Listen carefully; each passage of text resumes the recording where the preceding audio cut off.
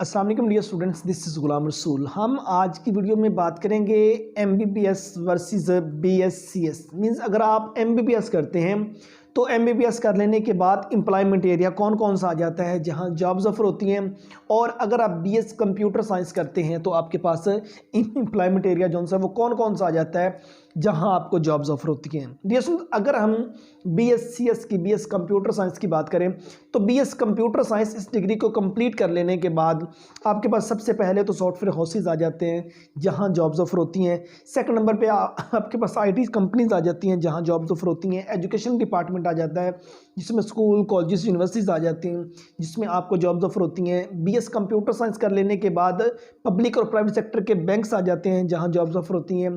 BS computer science कर लेने के बाद डियर स्टूडेंट्स आपके पास जुडिशरी डिपार्टमेंट में जॉब्स ऑफर होती हैं, एग्रीकल्चर डिपार्टमेंट में जॉब्स ऑफर होती हैं, पुलिस आर्मी नेवी के अंदर जॉब्स ऑफर होती हैं, वापडा और नादरा के अंदर जॉब्स ऑफर होती हैं।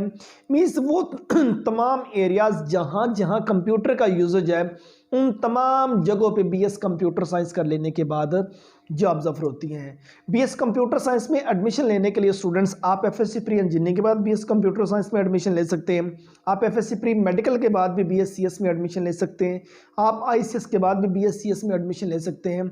और उसके बाद अगर आपने इंटरमीडिएट में 200 नंबर का मैथ्स का सब्जेक्ट पढ़ा हुआ है तो आप फिर भी बीएस कंप्यूटर साइंस में एडमिशन लेने के लिए एलिजिबल हैं। और अगर हम एमबीबीएस की बात करें तो डियर स्टूडेंट्स एमबीबीएस में मूव करने के लिए सबसे पहले तो आपको एमडी कैट जो है वो क्लियर करना ज़रूरी है।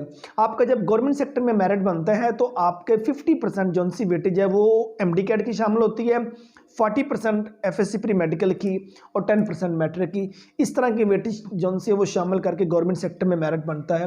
और बहुत ज़्यादा तादाद होती है स्टूडेंट्स के जो एमबीबीएस की तरफ मूव कर रहे होते हैं। तो एमबीबीएस का गवर्नमेंट सेक्टर में मेरिट 80% से लेकर 90% बल्कि प्लस पे रहता है गवर्नमेंट सेक्टर के इदारों में एमबीबीएस का।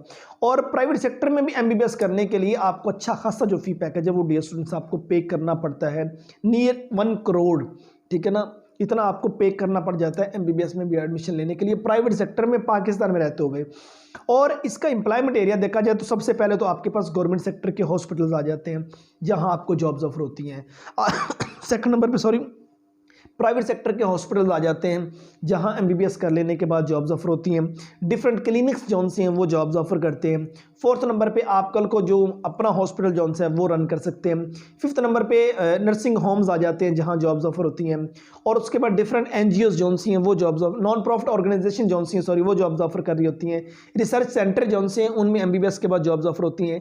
टीचिंग डिपार्टमेंट टीचिंग हॉस्पिटल्स आ जाते हैं जोन से वो आपको जॉब्स ऑफर करते हैं। आप कल को प्रोफेसर या लेक्चरर के तौर पर डियर स्टूडेंट्स काम कर सकते हैं। फार्मास्यूटिकल कंपनीज आ जाती हैं जोन सी वो जॉब्स ऑफर करती हैं। ये डिफरेंट एरियाज आ जाते हैं। इंटरनेशनल अपॉर्चुनिटीज जोन सी हैं वो मींस फॉरेन कंट्री के अंदर भी आप एमबीबीएस कर लेने के बाद जॉब्स के लिए मूव करते हैं। लेकिन जो मेजर एरियाज एमबीबीएस के बाद जॉब के लिए हैं वो पब्लिक या प्राइवेट सेक्टर के हॉस्पिटल्स हैं या उसके बाद जोन सा है वो अपना इंसान क्लिनिक जोन सा वो रन कर सकता है। ये मेजर एरियाज आ जाते हैं। बाकी तो डिफरेंट बता दिया गया जिनमें जिनमें जॉब्स ऑफर होती हैं। अगर दोनों में डियर स्टूडेंट देखा जाए तो बीएससीएस का जो मेरिट है वो एमबीबीएस की निस्बत कम रहता है।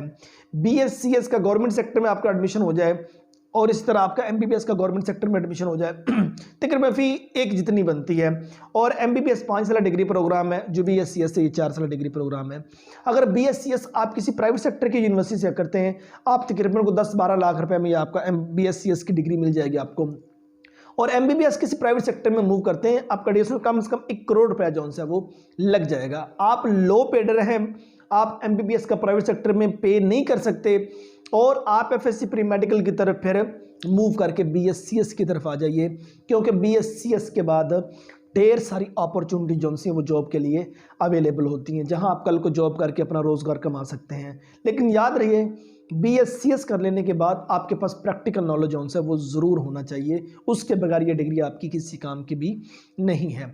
और आपको हज़ारों लोग मिलेंगे जो उनसे वो बीएस कंप्यूटर साइंस कर लेने के बाद सॉफ्टवेयर इंजीनियर के तौर पर काम कर रहे हैं और उसके बाद वो वेब डेवलपर के तौर पर काम कर रहे हैं, वो ग्राफिक डिज़ाइनर के तौर पर काम कर रहे हैं, वो ऑनलाइन जॉब जो सी वो ढेर सारी कर रहे हैं। तो इसलिए आपके पास प्रैक्टिकल नॉलेज होता है। तो बीएससीएस में इंसान एमबीबीएस के से पैसा ज़्यादा कमा रहा है इस वक्त वो लोग सिर्फ जिनके पास प्रैक्टिकल नॉलेज है, ठीक है। और अगर आपका गवर्नमेंट सेक्टर में कहीं एमबीबीएस में एडमिशन हो जाता है तो बहुत अच्छा, प्राइवेट सेक्टर में MBBS करने से फिर बेहतर है आप BScs की तरफ मूव कीजिए, स्किल लें और उसके बाद अच्छा खासा रोजगार जो सा वो कमाइए। उम्मीद करता हूं कि आज की वीडियो जिसमें हमने MBBS versus BS computer science इस डिफरेंस पे बात की, ये वीडियो आप स्टूडेंट को अच्छी लगी होगी। नेक्स्ट वीडियो में मिलते हैं, अपना बहुत सारा ख्याल रखिएगा। फी अमानिल्लाह।